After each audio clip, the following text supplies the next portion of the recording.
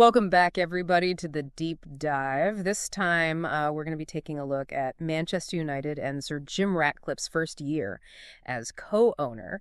And you guys provided a really, really fascinating collection of articles. They kind of paint, I don't know, a sort of contradictory picture of his plans for the club. So our mission today is to kind of sift through all of that and pull out the most interesting insights for you.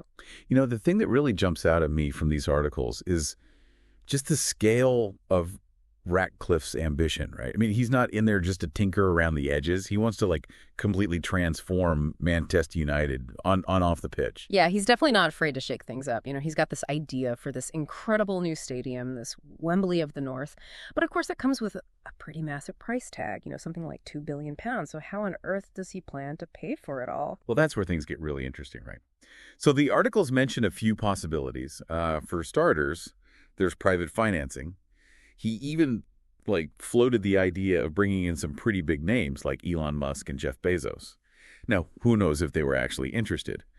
But the fact that it was even on the table just shows how bold Ratcliffe is thinking. I mean, it's pretty mind-blowing to even imagine tech giants having a stake in Manchester United. The articles also mention public funding, which, obviously could spark a bit of a debate about taxpayer money being used for, well, a billionaire's project. And then there's the possibility of Ratcliffe selling off part of his stake in Ineos, which is his chemical company. Yeah, that last one is particularly interesting, I think. I mean, if he's willing to part with a piece of his, his core business to fund this stadium, well, it shows a serious level of commitment to his vision for Manchester United. It really does. But let's be honest, his first year as co-owner hasn't exactly been all sunshine and roses. A new manager, a rocky start to the season, cost-cutting measures that have led to some job losses, and of course, increased ticket prices. Some fans are understandably feeling a little uneasy about these developments. It kind of begs the question, can Ratcliffe really modernize Manchester United without, alienating its very devoted fan base? Yeah, I think that's the central tension that runs through all these articles. I mean, Ratcliffe is clearly driven by a desire for both sporting and financial success. But achieving that balance is proving to be pretty tricky.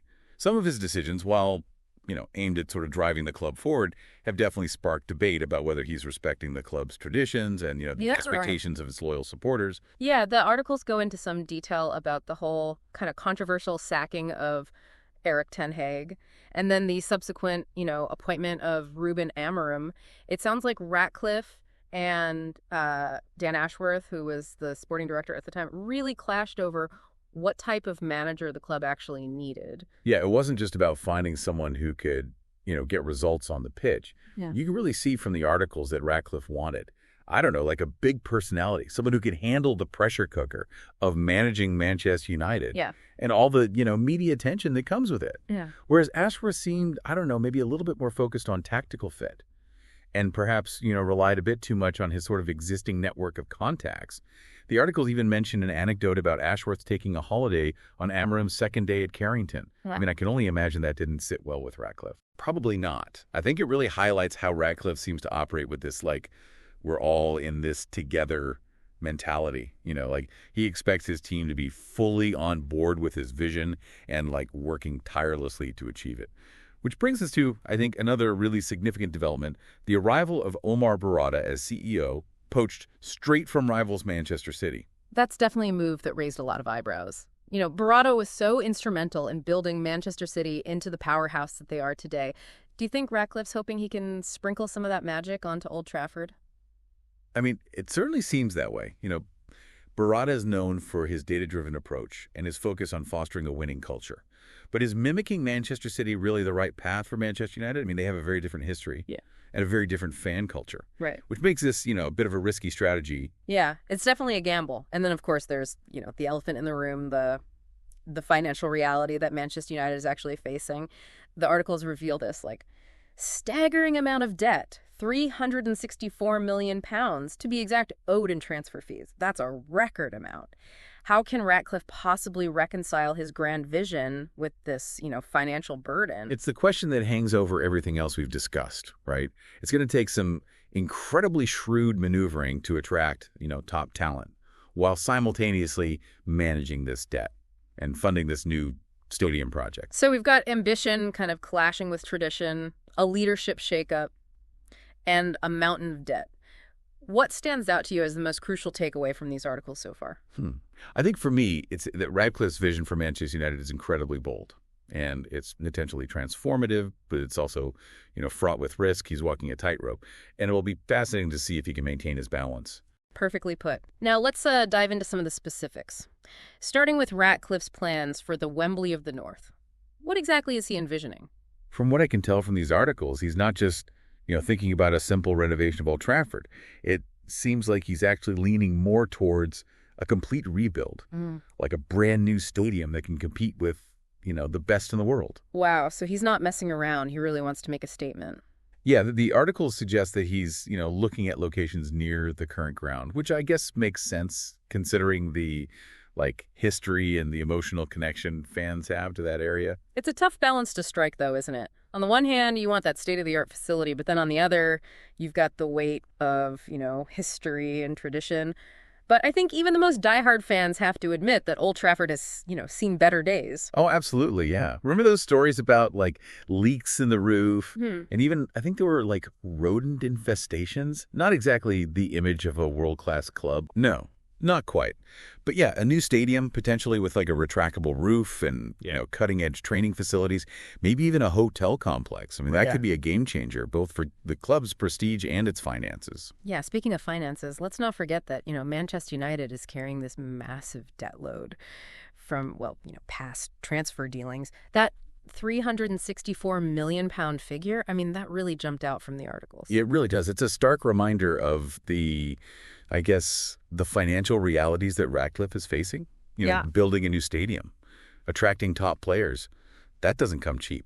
And that debt is going to make things, even more challenging. It makes you wonder, how much wiggle room he's actually going to have in the transfer market. The articles kind of hint that he's looking for, a blend of young, up-and-coming players and, I don't know, more established stars who can make, an immediate impact. That seems like a pretty sensible approach, given the financial constraints.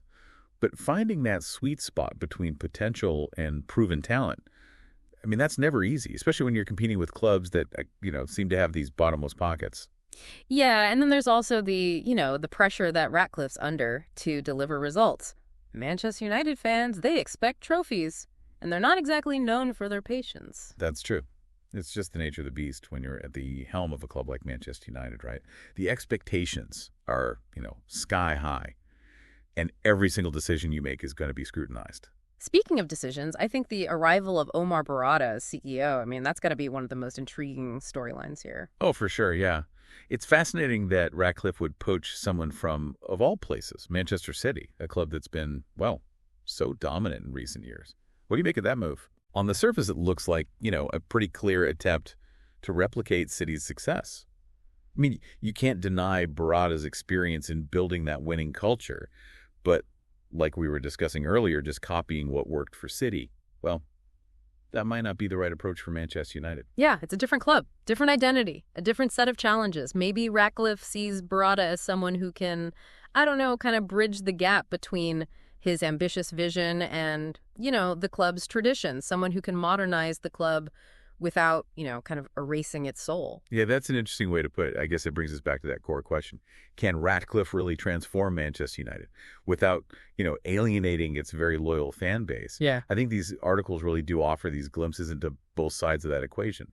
The desire for progress, but also, the fear of losing what makes the club so special. Yeah, it's a story that's definitely still unfolding, and one that you, as a devoted Manchester United supporter, I mean, you're deeply invested in all of this. So what are your thoughts on all of this? What resonates the most with you from these articles? Yeah, it's definitely complex. There's no easy answers, is there? Ratcliffe is a man who thinks big, that's for sure. And his ambition for Manchester United, I mean, you can't deny it, but he's got all these constraints, financial, historical, cultural. It's that interplay that makes it so interesting, ambition, tradition, the realities of modern football. It's not just about the results on the pitch. It's about the very identity of the club. Yeah, exactly. What kind of club will Manchester United be in 5, 10, 20 years' time? Will they be this global, commercial powerhouse, prioritizing trophies and brand recognition, or will they keep that sense of history, that community, that connection with its roots? That's the question every fan's grappling with right now, and it's a question that Ratcliffe needs to think about carefully, too. What kind of legacy does he want to leave at Old Trafford? Is he a steward of tradition or a revolutionary who will reshape the club in his own image? Legacy. That's a good point. It's woven through all these articles, even if it's not explicitly stated. It's not just about what happens next season, it's the long-term impact of these decisions. And how they affect the fans, people with such a deep connection to the club. It's a real balancing act. If you push too hard for change, you risk alienating the core support, but cling too tightly to the past, and you might miss opportunities to grow.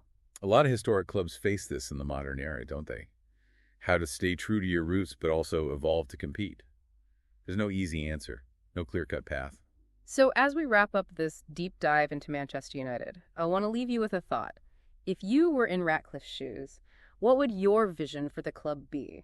How would you balance that desire for success with the responsibility of protecting Manchester United's legacy? It's a great question, one that'll be debated for years to come, I'm sure. Well, that's all the time we have for today. It's been a fascinating look at one of the world's most iconic clubs. Thanks for joining us on this deep dive. Until next time.